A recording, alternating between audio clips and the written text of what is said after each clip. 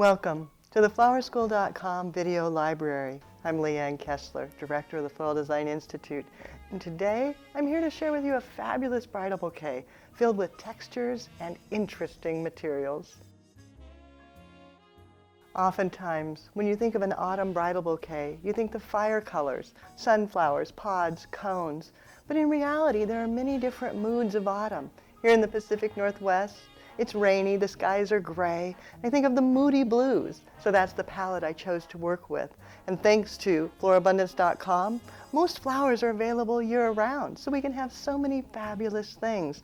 Anemones and eryngium, roses, tweedia, which you would think of as a springtime flower, available now.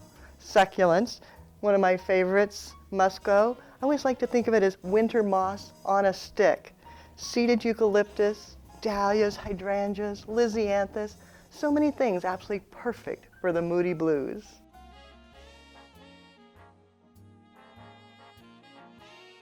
To begin the bouquet, I start with the sturdier blooms and also the larger, like the hydrangea. Then I'm going to use a weaving technique rather than a spiral, just feeding things into my hands. Now, the eryngium is so sturdy, it's a nice outer material because it's not going to break. Roses, they're pretty strong. I can just tuck them into my fingers. The dahlias, they too are strong, and they're also kind of heavy and wide with their stems. So you want to think about each blossom. You can feed through the hydrangea, weaving it into place, and just holding it loosely. You can see my stems are kind of flopping around. That's okay. You want it to flop a little bit, to be loose and casual. And then the further you go, the more it will tighten up and everything will hold just perfectly. Maybe feeding a rose through, maybe another rose, feeding it in and through. If you've taken our basic floral design class, you know this is the first weave technique we teach you for a hand tie, because it's the easiest as long as you hold it loose. If you hold it too tightly, it doesn't work. So it's a very loose hand hold, and then feeding each of your materials right down in, weaving it until you get structural stability.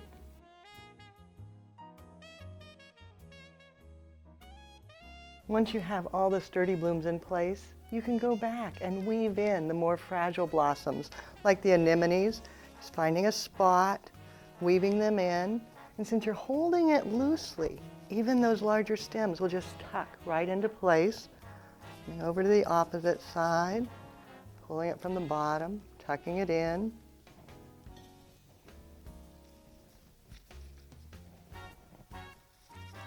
Finding the stem.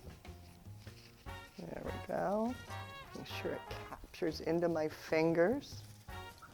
And then continuing. Maybe another one over here with the dahlias. Then the seeded eucalyptus, that can go around the sides, adding a little more draping, movement, filling in any holes that you might have, adjusting a little bit, making their faces look the way you want them to.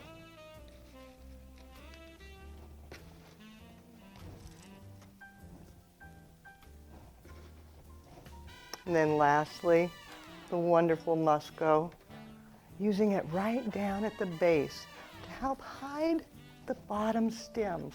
It adds visual weight, some substance, but it doesn't detract from the flowers. Just bringing it around and switch hands. Add it on the opposite side. And the stems are so strong and stiff that it's very, very, very easy to work with. And it dries, looks beautiful. And then once you have everything where you want it, double check, there's no holes. Then using a bit of bind wire, I'm going to lash it together and lock all those stems in place. When you cut your stems, you want to think about 2 hand lengths and then cut them down. Sometimes leave them a little longer. And if you leave them just a bit longer, that's so you can set it in water, let it drink, and then cut them down again later.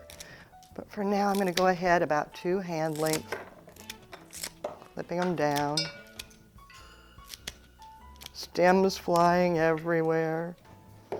Then using a bit of linen ribbon and bouillon wire, I'm going to cover up my stems Make it beautiful, leaving a little bit at the end. I'm just going to tuck up towards the top. I'll use that again later. And then wrapping. Nice and snug, making sure it goes over the bind wire. You don't want any of your mechanics to show. I'm going to leave the stems exposed. Keep it very casual. Bring it back up to the top. Bounce around again and then give it a cut. Then I can set it down and just tie those ends together with the heads off the table so it doesn't squish the bouquet. Letting it trail down. And then going back with the bouillon wire just to add a little sparkle and texture over the top. It barely shows, but it just makes it feel nice to the hand. A little bit of texture, a little bit of sparkle. And again, cut that. Twist the ends together, and you've got it all ready to go.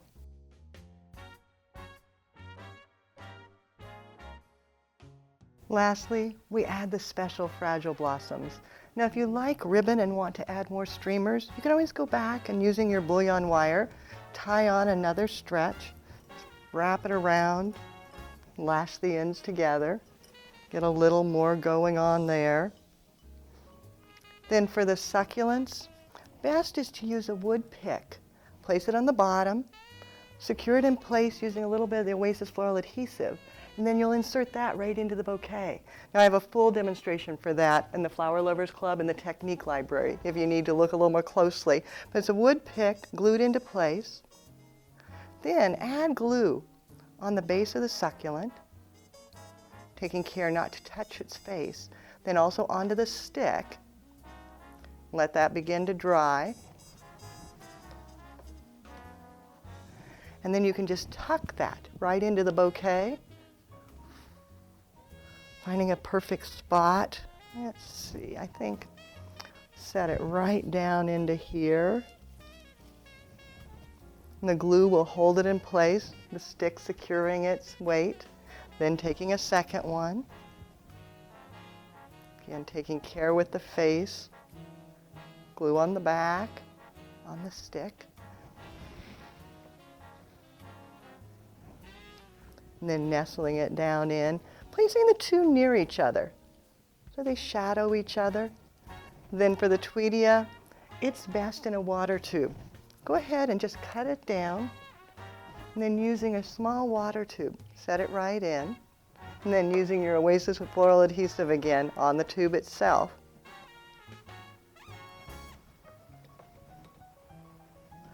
And then nestle that down into the bouquet so that you can't see the tube.